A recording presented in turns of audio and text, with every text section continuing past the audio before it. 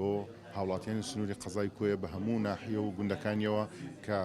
قامی هەموو دەنگ و ڕەنگەکان دەبین بەبێ جیاوازی و ئەوی لە تواناماندا بێت بۆ هێنانی پرۆژە بۆ کار و چالاکیەکان درێغی ناکەین ئینشەڵڵا.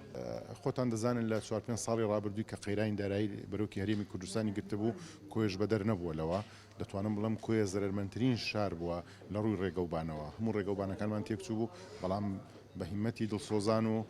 جۆدی کابینەوەی حکوومەتی هەرێمی کوردستان توانیمان بەشیشی زۆری ڕێگەوبانەکان نۆژەم بکەینەوە ئێستا بەشیشی زۆری ڕێگەوبانەکان نۆژەن کراوەتەوە و لێرەشەوە هەوڵ دەدەین ئەو جا دەست بکەین بە پرۆژەکانی ناوشار پرۆژە خزمەتگوزاریەکانی ناوشار و ناحیەکان و گوندەکانەوەیش.